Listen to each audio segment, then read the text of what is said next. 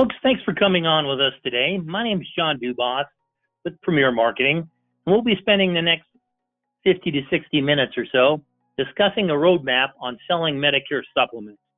Today's presentation is being recorded, and it, along with much of the information that we reference through the course of the presentation, will be sent to all who have RSVP'd for today's meeting.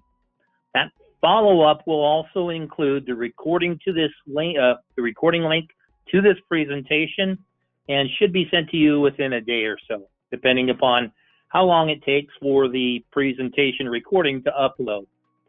A bit of housekeeping. You'll note in the software package for the webinar, there's a section for questions and chat.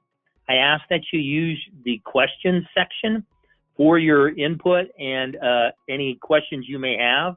You'll find that through the course of the presentation, we may answer those questions for you as part of it, but we will double check and make certain that your inquiries are satisfied, either by answering them right away or researching and sending that information to you as part of the follow-up.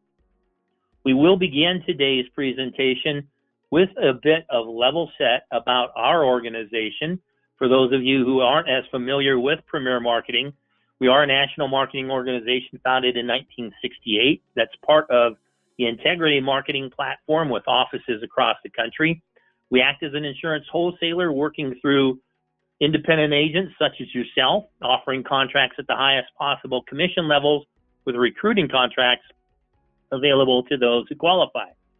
That program is executed through a full portfolio of insurance products that include the Medicare programs, the Medicare Advantage, Medicare Supplement, and standalone Part D programs, but also includes a portfolio of life insurance and annuity products, final expense life insurance, pre-need plans, long and short-term care programs, disability income and ancillary products such as dental, vision, hearing, critical illness, cancer, and hospital indemnity programs.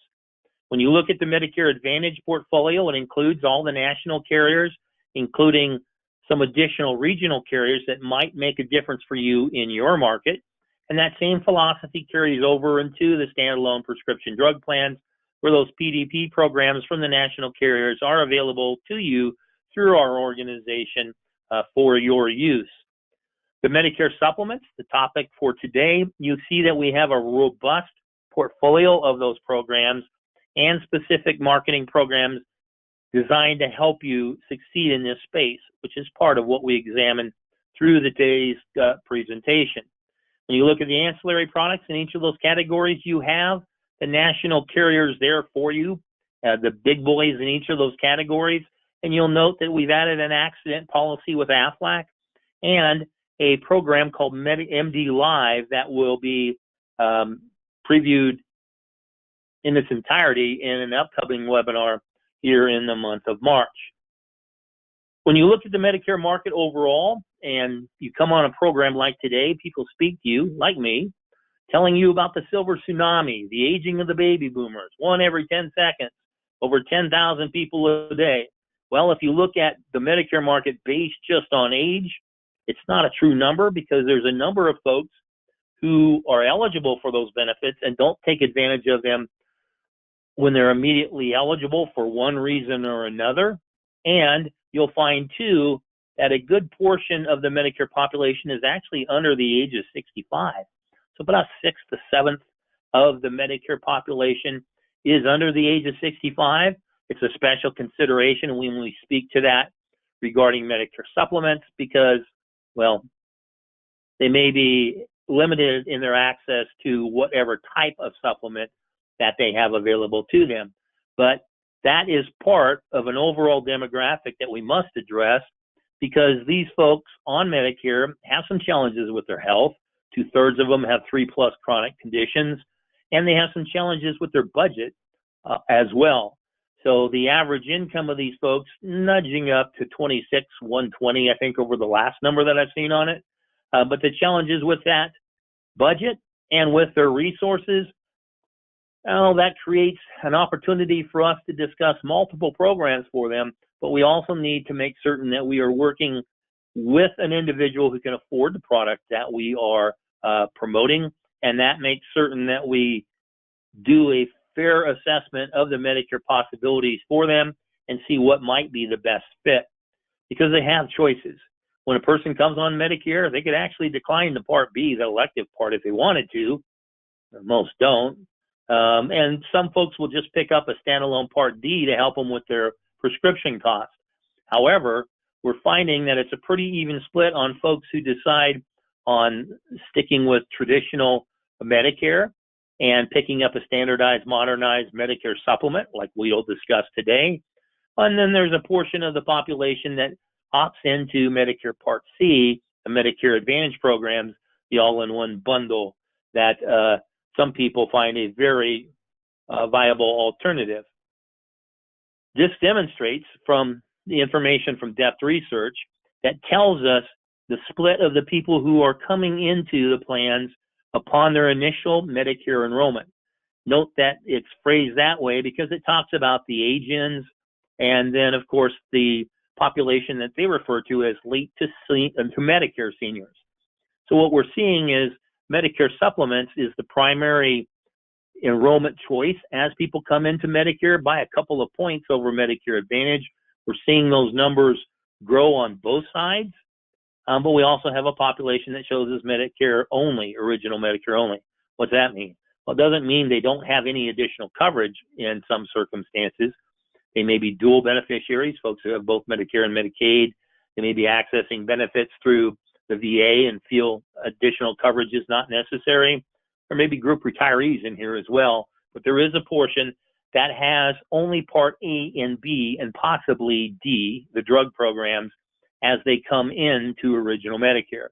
It's our obligation to reach as many people as possible to inform them of these choices, because in certain circumstances, if they don't pick an option, they'll be penalized for it, like the Part B plans, or they may have to undergo underwriting should they select a Medicare supplement program outside of a GI period, a guarantee issue period.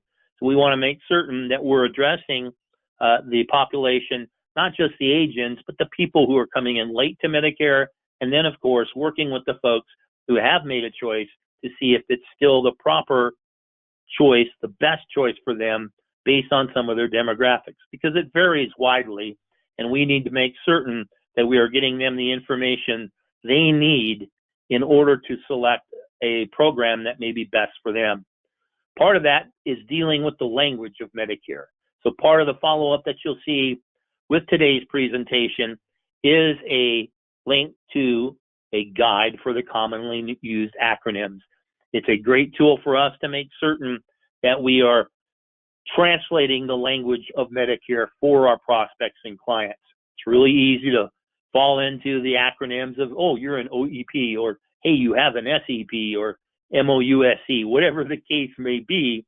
We want to make certain that the folks understand the message that we're putting through to them, and we have the facts on how to translate it as well.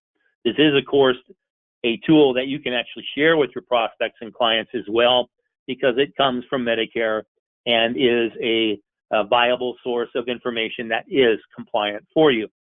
The government also gives you additional tools that you can use to help translate the choices that people have, including the Medicare and You book, which we use each and every year, or a bit of Medicare Bible, but also they have some online pieces on YouTube that help you with the explanation of benefits if needed. And these are pieces that you can use with your prospects and clients. You've got a live link here to help you access that. Tons of different recordings like this. They're great pieces of information from the horse's mouth, so to speak. We need to look at some of the Medicare election periods, even though we are marketing Medicare supplements, because this gives us an opportunity to know if there is a prospect or a client that's on an MA program, and that program is no longer the most appropriate choice, or they feel a need to move elsewhere. We need to figure out how and when we can do that. We are currently in the Medicare Advantage open enrollment period, which gives the individual an opportunity to go back to original Medicare, pick up a D plan, and possibly a supplement as well. That's the catch with OEP. We can't really market it, and it is mostly a program dedicated for MA switches, either from one MA plan to another, be it with drug coverage or not, or an opportunity to drop the MA or MAPD coverage and go back to original and pick up a Medicare Part D plan should they choose to do so, and gives us the opportunity to examine choices within the Medicare Supplement arena to see what might be appropriate for them in that circumstance as well. So it isn't a program that gives them an opportunity to pick up drug coverage now. It's not an extension of AEP. It is only if they have those coverages in place. The only circumstance where we see where someone can pick up drug coverage during OEP is if they have an MA-only plan and they're switching to an MAPD plan, which is not the topic of today's discussion, but a point of clarity for you. That SEP chart, well, there's a ton of standard SEPs that we have to look at and consider if a person can move into a Medicare supplement program. And there are certain programs within that area that give us the opportunity to do so. They move out of a service area. They have an opportunity because of LIS to change coverages, and that includes moving back to original Medicare and picking up D if it's in a difference if it's integrated into their MAPD plan. Some different things that can come into play that can help you recognize the ability of a person to change their coverage now.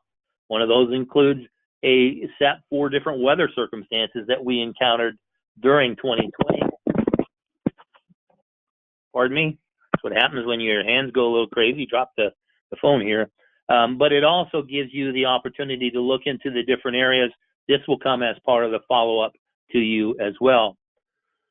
There's a lot of talk, of course, about the pandemic and the recent executive order that's signed by the new president that gives a person an SEP based on COVID circumstances. However, that executive order with that COVID SEP is designed for the marketplace plans, the under 65 programs, commonly referred to as Obamacare. The SEP for Medicare Advantage plans has expired, so don't go worrying about that. Why do we talk so much about these SEPs? Well, because most people during the annual election period, instead of examining their coverages and looking for clarity as to their plan choices, more than half of them don't do it. 57% of them don't do it. And so we have a grand opportunity with half of the people who are on Medicare in a different type of program or not, haven't examined their choices. So are going in with a portfolio approach and offering them choices, including a evaluation of their drug usage, can be a great opportunity for us. And a lot of the folks that don't examine their coverage, well, they've got some different challenges. Sometimes they're older, sometimes they're influenced by their pocketbook. Sometimes they have a challenge with education, or if they're in poor or fair health, they don't look at it. So some of these categories give us an idea as to whether or not some of the folks that we visit with would be a viable prospect for Medicare supplements. You've got to afford the coverage month over month and the coverage for the prescription drugs. So we need to make certain that we are looking at the pocketbook option or lack of as well. And about a third of the population don't understand what's out there anyway. So our knowledge of the different programs and our ability to describe the options, discover for them some of the programs that may well better fit their situation can make a big difference for us as well. And a lot of people will say, well, gee, they've got Medicare.gov and they got the plan finder. Well, most of them don't use it. And with some of the electronic tools that you have available to you for Medicare Supplement and detail on the Medicare standalone Part D programs, give you an opportunity to help folks push past that piece of material that's available to them that they're not using, because you're clarifying it for them, and in many cases using the material to help them understand what is out there. We need to reference, of course, MACRA as a bit of a fallback too, even though this came into play a little over a year ago, some folks are still a bit confused as to what plans they can offer whom in the Medicare supplement market. Keep in mind that basically we have two categories of Medicare beneficiaries now, the folks that were on Medicare before January 1st of 2020 and those that became eligible afterwards.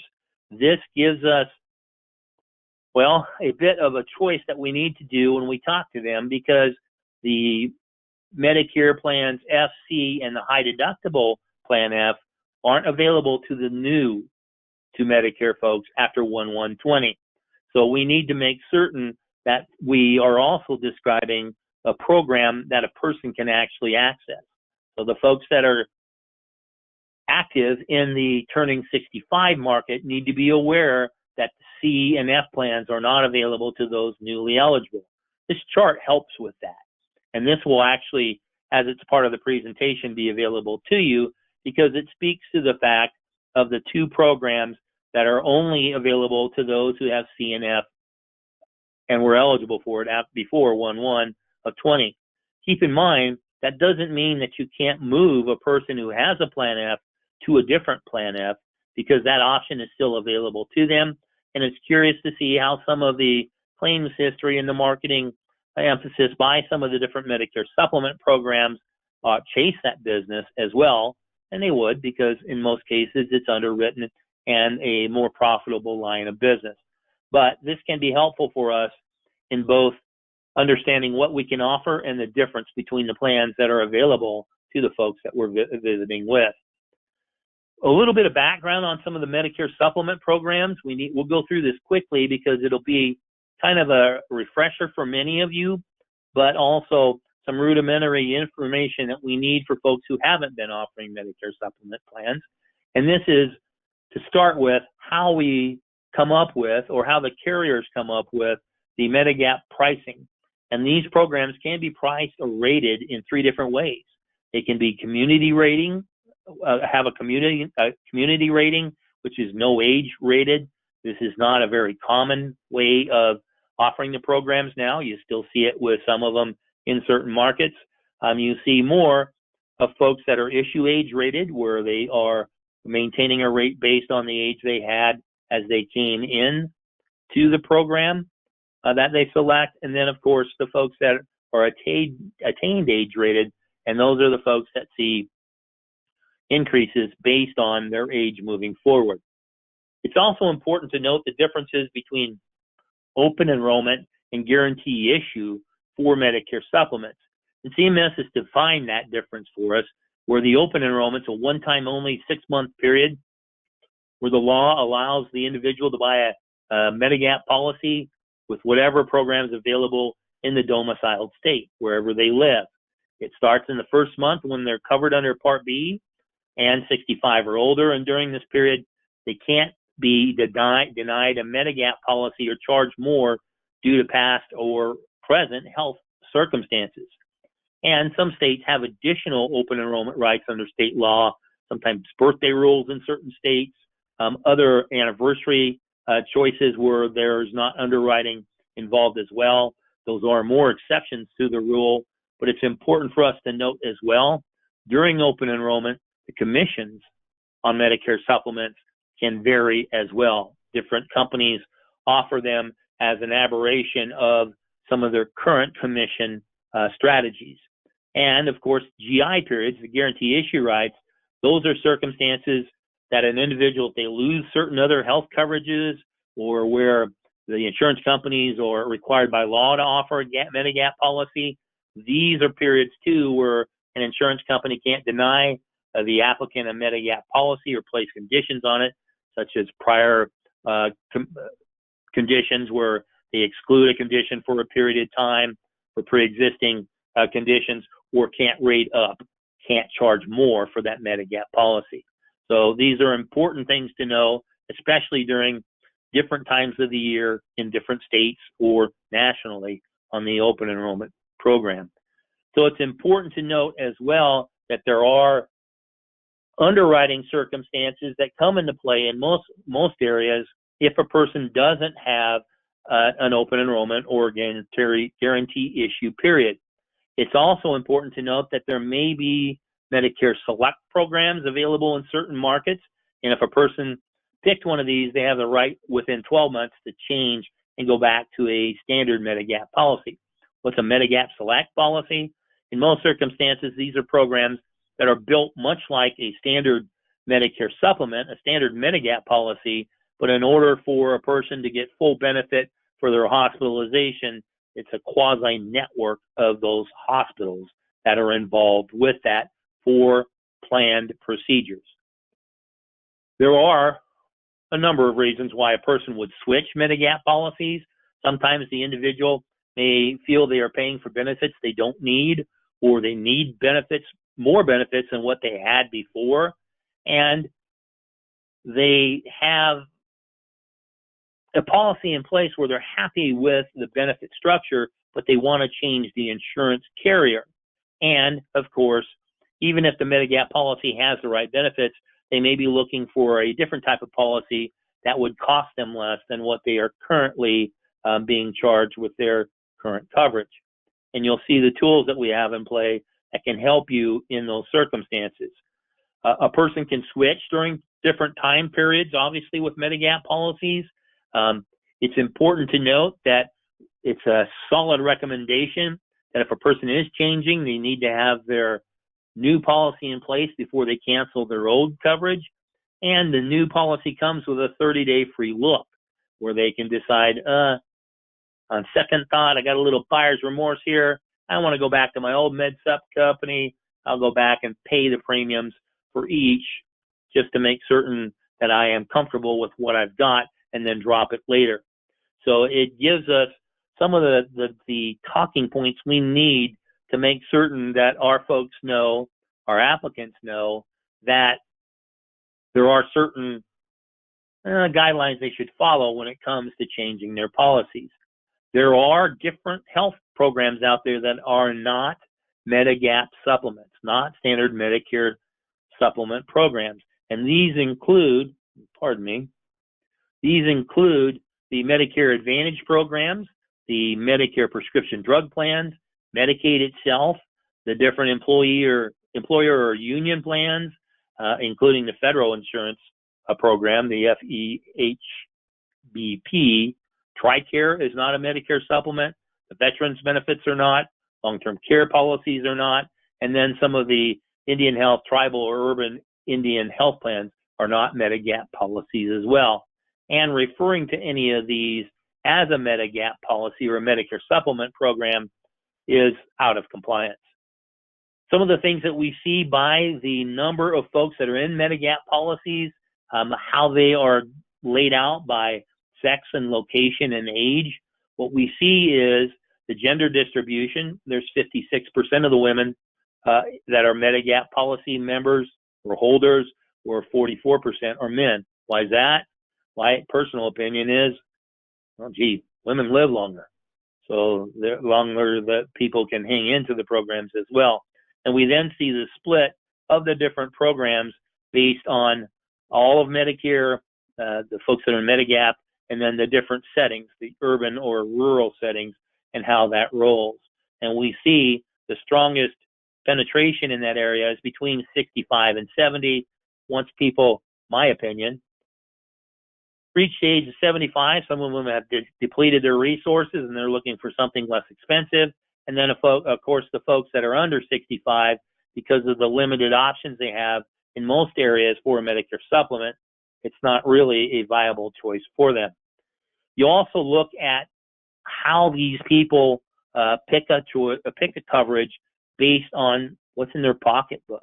And you'll see that the higher income individuals tend to be the folks that are deeper penetrated by the Medicare supplement programs. Well, they can afford it, even past the different ages that we looked at in the past. And this gives us an information based on some of the last detail available to us. This comes out of a 2020 report. The last piece of data in it is 2018, and we see the different plan choices that come into play of the companies that are offering the different programs. Because keep in mind, just because an insurance company operates as a Medicare supplement provider in a state They do not have to make available all of the plan types. There are certain requirements, but you'll see that generally the programs that are out there tend to be the more popular plan choices, obviously. And you'll see, too, that some states, the Medicare Supplement programs are a higher penetration in certain states. And you'll see in many circumstances that that involves some of the more rural areas where there may not be a Medicare Advantage alternative that is feasible for that individual based on past history, or we're seeing a flip of some of that moving forward, where many of the Medicare Advantage carriers are offering a greater choice of plans in those areas as well. So we'll see some changes, I think, in this in later documentation. The market is dominated by some of the big boys. You'll see United Health Group with their AERP product, Mutual of Omaha, CVS Group, that's the Aetna programs, HCSC, Blue Cross organization in 5 states, the Anthem programs, Cigna come into play, CNO, and Humana. You'll see also a proliferation of plans by some of the lesser known companies that compete for market share, many times based on price. Some of the things that help us as well when we offer Medicare supplement plans is being aware of what isn't covered by Medicare or Medicare with a Medicare supplement. This is based off of information out of the Medicare and You book. I usually have that in there. It's page 49 of that booklet, which tells the person that you're visiting with that, hey, prescription drugs aren't covered as part of a Medicare supplement program unless they're grandfathered into one of the old Plan J's, which is not, by the way, creditable coverage. So that person needs additional programs or additional coverage for prescription drugs. And in many circumstances, because Medicare itself limits coverage outside the United States, most of the programs, or many of the programs, I should say, with Medicare supplements, echo that because they base their payment on what Medicare pays.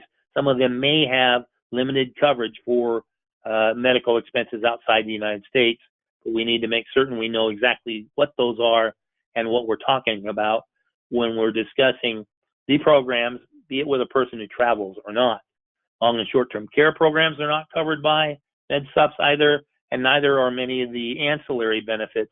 There are an increasing number of Medicare supplement plans that will offer additional benefits outside of the standardized benefits that come by plan type, but these are generally discount programs and give you an opportunity to explore additional coverage for your individual in the area of dental, vision, and hearing. That is a recommended practice in any type of sales circumstance, obviously cross-selling, because the more policies you have in a house, it increases your persistency, your retention based on the number of programs that are in the program in that household. And it's important to note that this is based on you as an insurance agent, not the actual offerings, because those offerings can be with different companies. They just have to be with the same agent to really see that drive for additional retention.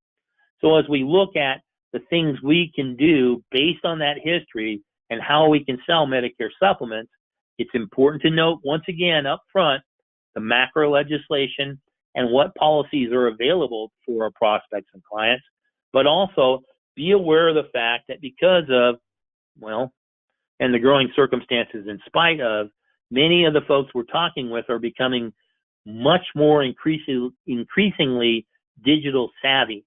And that helps us as agents as well, because if we have the proper tools, we can do a whole bunch of this electronically, virtually, keep ourselves and our prospect base healthy and do what is right for them. But keep in mind that the tools that are out there are much more valuable for you on an electronic basis, because the folks you're talking to are becoming increasingly accustomed to that type of approach. We're seeing it with the healthcare delivery itself, where many of the doctor visits, even some of the pre-work for hospitals and dentistry, are all done electronically. all visited in that fashion. So it gives us the opportunity to be aware of the choices that we have to help people enroll in the programs. And if they prefer an in-person visit and you can do it within the standards that are there, obviously, much as what we've done status quo for many of us in the past, but you also need to have the tools and the ability to flip to a virtual presentation, and those are available to you more commonly than you might think. Because remember, however we do this, we got to do it in a fashion where we're not putting all our eggs in one basket, and we realize that not one size fits all. So we need to discuss a general description of the Medicare arena itself, and then the choices that they have within that area, even including the different plan types that are available with Medicare Supplements, which is a strong recommendation for delineating between those plan choices, much as that chart that we've seen a couple of times tells us here through today's presentation. One of the tools we make available to our contracted agents is our MedicareCENTER program, which is an electronic chassis in order to examine and distribute information about their health plan choices. So this comes without charge to our agents. It includes a robust CRM for you to use within the program. It's a singular logon. It has two different types of quoting engines that will give us an opportunity to examine all their choices, and it gives us also an opportunity to look at some of the options that are available to them based on how penetration is, certain different things of that ilk.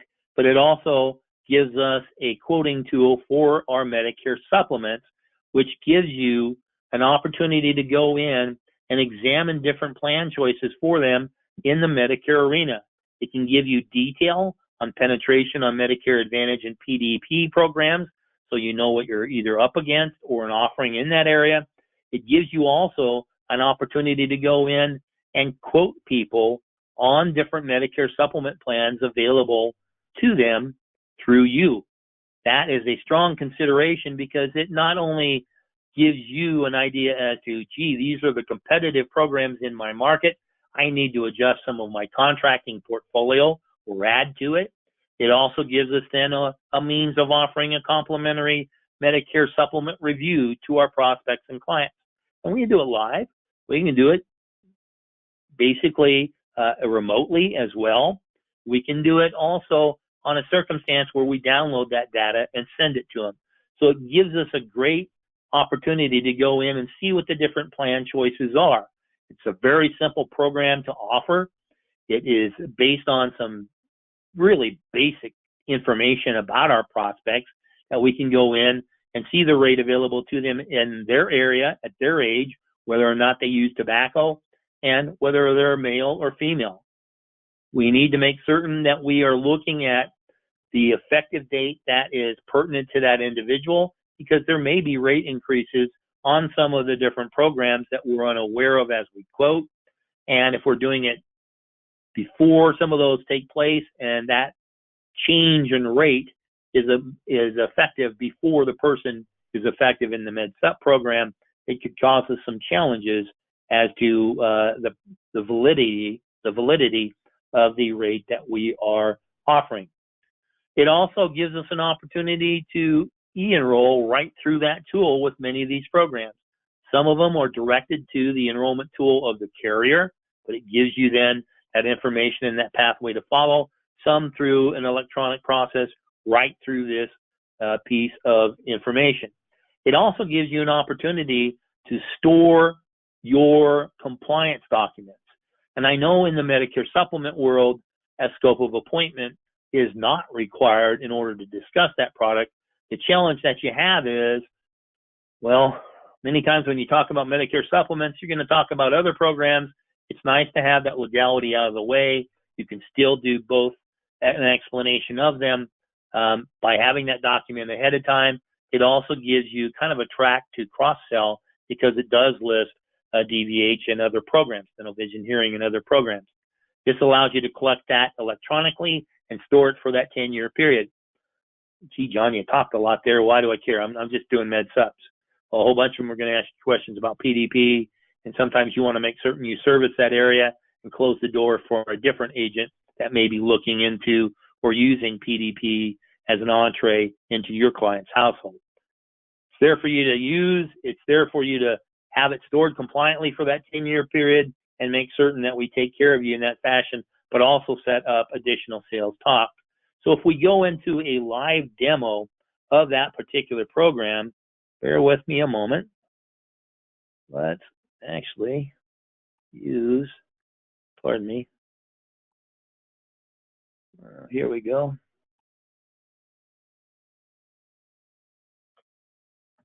Let's look at this. Oops.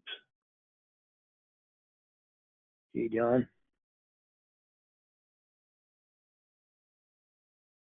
Let's go right into that program.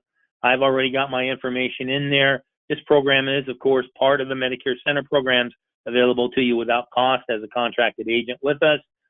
We grant you access to these programs, and it then gives you an opportunity to go in and do what I've just talked about for the last 5 minutes. We go into the quoting tool and pick out some of the different information.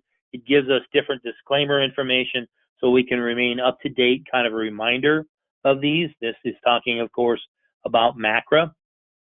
So let's do some basic things in here and show you exactly how this works. Let's pick a North Dallas zip code.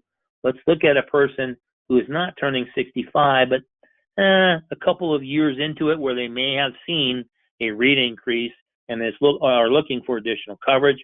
We'll stick with looking at a female. Since they're 67, they will qualify for a Plan F. They're looking for a better price.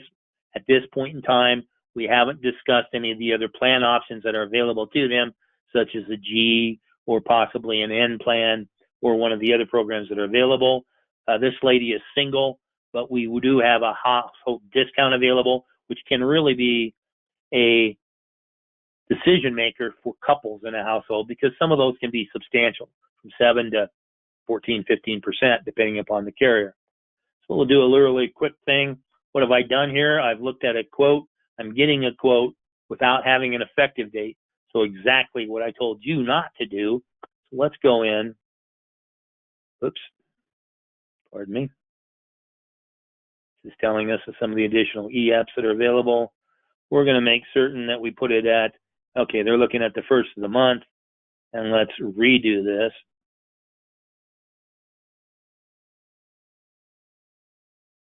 Thinking. And in this particular circumstance, it hasn't affected some of the rates here, but it gives you then the background as to the different programs that are available for that individual in that zip code and the premiums that are associated with them. If we add in market analysis, this tells us of the standardized rate increases they can anticipate based on changes of age, some of the past history of increase on top of that age difference, and it gives you an idea of the market share that is enjoyed by that particular carrier.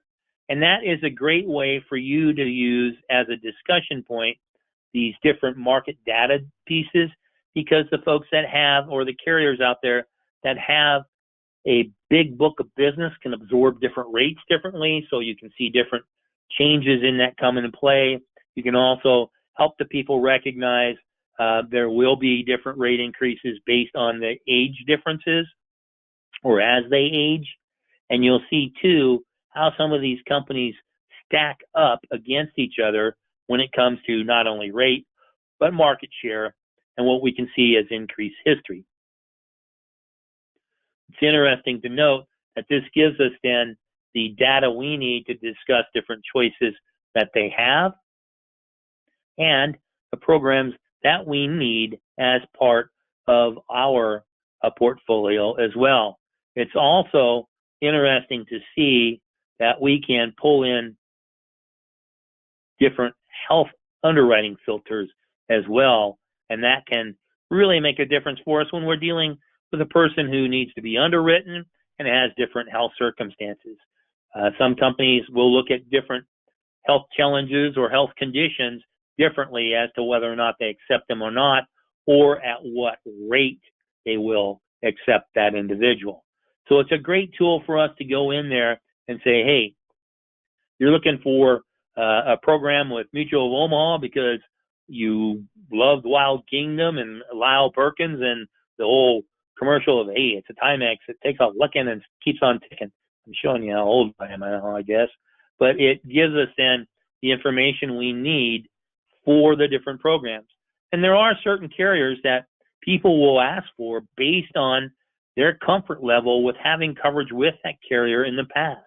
And so there are certain markets where a program may not be the least expensive, but is the one they're most comfortable with, the one they want to buy. And as long as you go through and you detail some of the differences in premium and make them aware of the choices they have, hey, they're the ones buying it. We have to make certain that we can accommodate certain requests as well.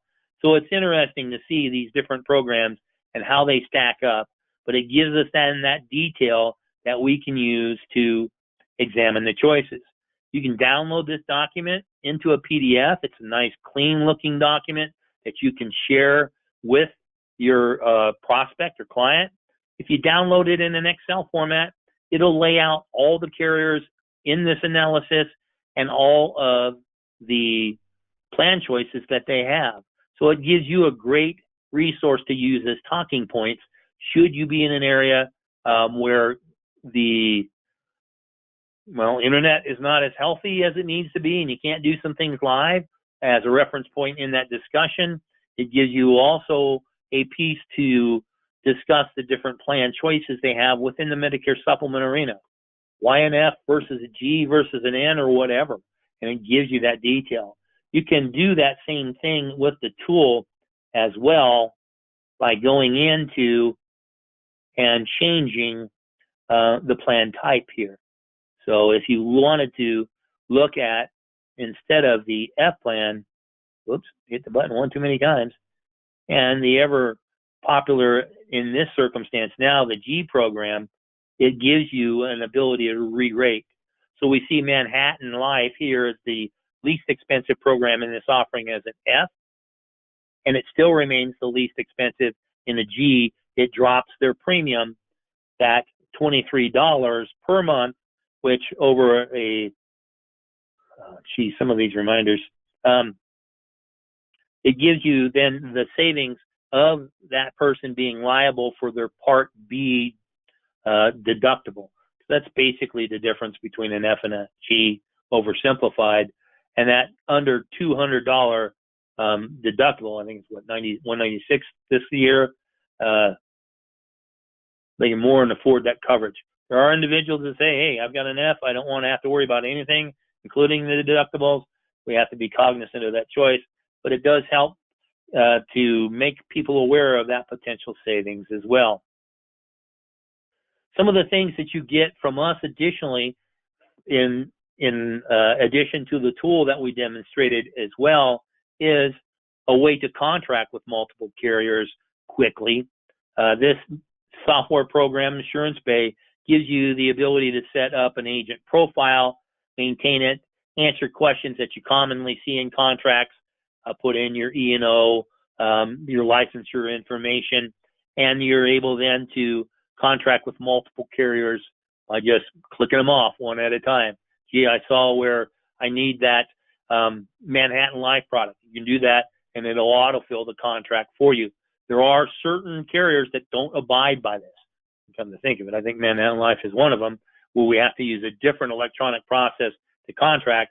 But this then also gives you the ability to pick up some ancillary coverages, dental, vision, hearing programs, hospital indemnity plans, critical illness cancer plans, additional programs in the Medicare health arena, and other areas as well by just clicking on a company. We also make available to you discounted E&O for qualified agents. What makes you qualified? Well, you got a contract with us. This is a standalone program that you own. So it will cover you regardless of whom you contract through for different products that require E&O. And most of them in the insurance world now do. Fairly inexpensive, but it covers you across the board and you don't have to worry about, well, gee, I got to add it to a blankety, with this hierarchy for this program. What are you doing for the rest? We want to make certain that we protect you in those circumstances, and also extend that same courtesy in maintaining your licensure, where we, through our association with WebCE, offer a discounted continuing education credits to keep your license in play.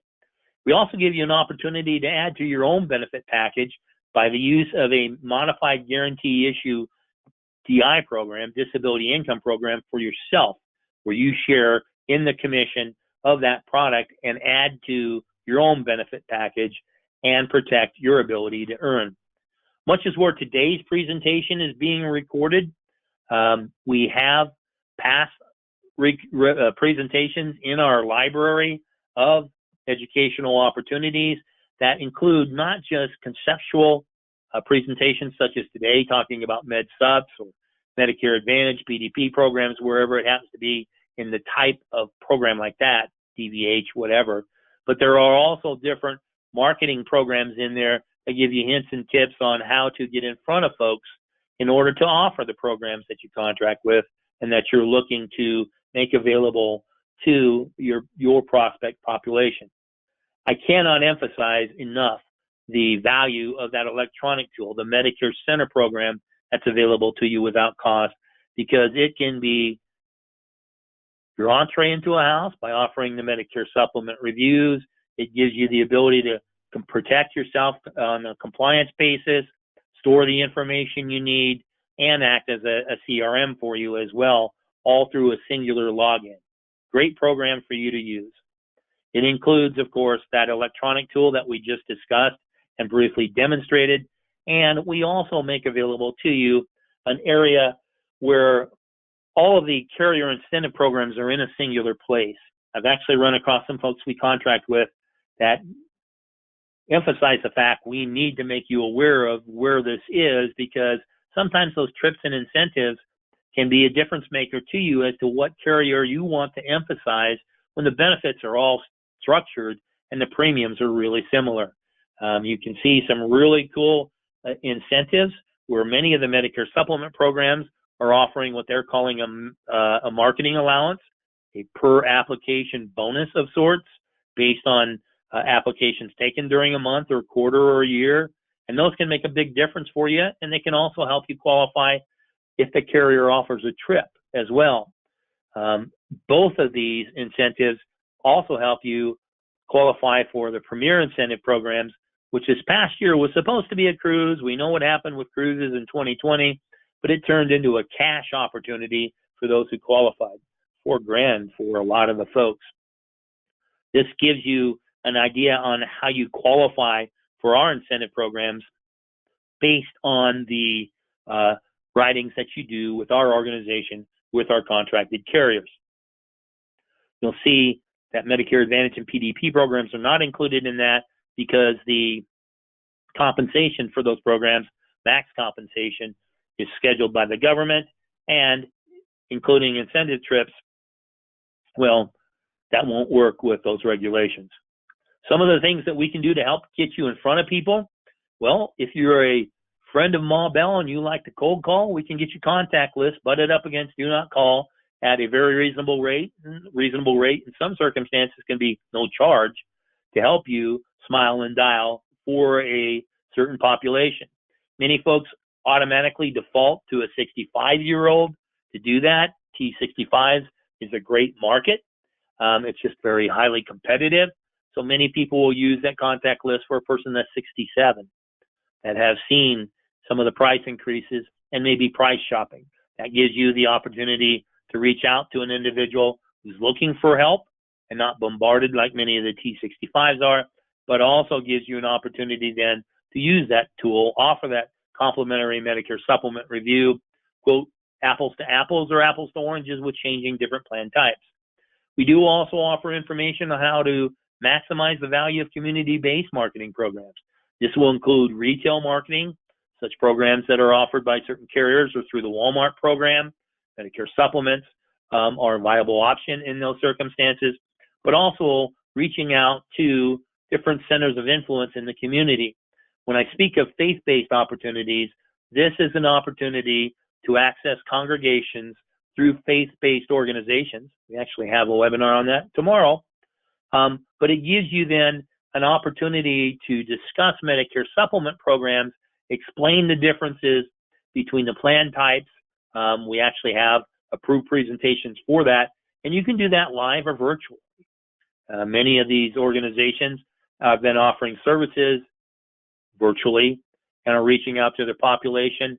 And should they find value in what you're offering, and that depends upon you and your presentation, they may allow you access to their congregations through that virtual presentation. And there are providers in the community that aren't part of a network, and they need help with maintaining their payer mix, maintaining the patients that are with them, and sometimes utilizing a Medicare supplement program to explain their choices can be of great help to them. And there are folks that actually, providers that actually contract with and are part of a network for an MA program that may have individuals where an MA program is not the appropriate decision for that individual because of network restrictions and some of the specialists that may be involved. So it gives you an opportunity to use community-based programs to market. Sometimes the carriers will generate prospects for you as well. We see this more in the Medicare Advantage world, where you may see what I call Lazarus leads, leads that have been worked by internals perhaps, no contact or no success, and make them available to the broker community. Or there may be innovative marketing support programs that many of the companies offer that can help you get in front of individuals as well. We do have internet lead programs for Medicare Supplement and direct mail support in the arena of the health programs, because there are two programs that you can qualify for, one in the Medicare and health arena and the other in final expense, where based on production, you deeply discount the costs of those programs. So writing business consistently with our organization can drive down your mailing cost and give you the opportunity to do that consistently. Because keep in mind, mailing, direct mail is much like your exercise programs. If you do it once or twice, you feel the pain, you don't see a lot of the results. You do it consistently, that's where you see the value of the program and the benefit that it delivers for you. We do offer these through preferred lead vendors, and we do so because we want to make certain that the correspondence that's going out there is compliant. We've seen some advertisements on some of the social media platforms and on some of the direct mail that speaks to OEP, and that, of course, is a non-compliant outreach, and we want to make certain that we are protecting you in that area. Some of the things that we see as well were for folks that, well, gee, even at $230, I can't really afford that to direct my own mail campaign. One of the advantages of a direct mail campaign you control is the freshness of that lead, but we do also offer leads to you based on response only. And these are perhaps a little bit less fresh because the direct mail, you're notified as soon as that response comes in. These may be a little older than that, but it gives you the opportunity to outreach to someone who's raised their hand on a different product and do so at a cost that may be more amenable to your budget at present. There's two different programs that we use in that area, so be aware of that and how it may help you in pursuing your preferred end result of a sale. When we talk about the Facebook leads, there are programs out there that we do that are generated through Facebook, through a third-party vendor for both final expense. It says here Medicare leads. Keep in mind that generally applies to Medicare supplement programs. We do all this simply because we want the opportunity to work with you. We want your business. We want to demonstrate to you that we're bringing you the value of not only the tools that are available for you to help pursue this business and close this business and do so compliantly, but it also gives us the opportunity to look at additional programs that may influence more revenue coming into you and your agency.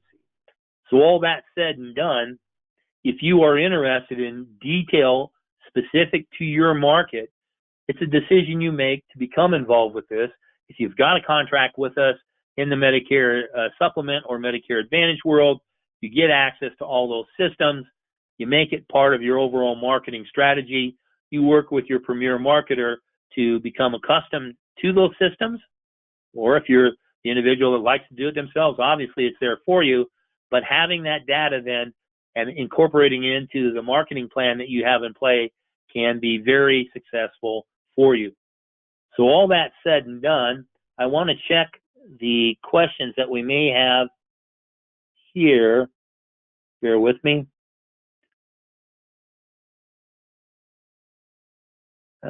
Someone's talking about had challenges with access to the webinar. We'll make certain that they have the recording.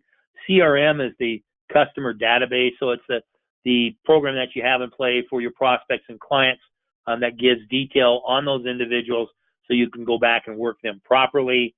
The E&O slide, actually taking a snapshot of that. Bear with me for a moment, Cynthia. Let's go back to that. But it's also available on our website, which I think would be easiest for you. Go into premiersmi.com. They have a link to it, but here's also the direct link so you can take a snapshot of that, Cynthia, which is the 360 Coverage Pros, which is the company we use for that E&O coverage. So all that said and done, we're just a couple minutes under the hour.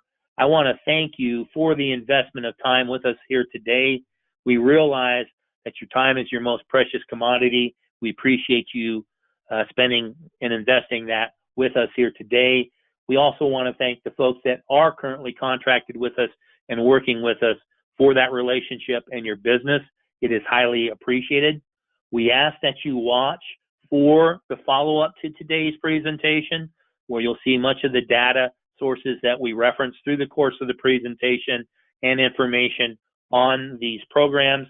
And you can do so by responding to that email or calling 1-800-365-8208 and speaking with your marketer. If you don't have someone you're working with there, dial in and we'll make certain someone takes care of you. And of course, you can go to our website at premiersmi.com and look at the information. There's also a jot form in there that you can use to request that someone contact you as well. So all that said and done, wait a minute here, we got another question. What's the difference between enrolling UHC through Lean or through MedicareCENTER?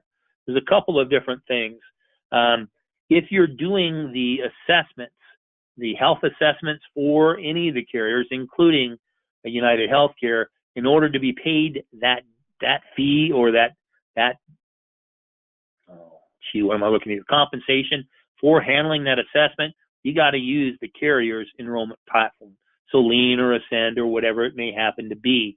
With this, it's basically directing you through to the enrollment centers, and it gives you the opportunity then to viably compare different programs using those systems.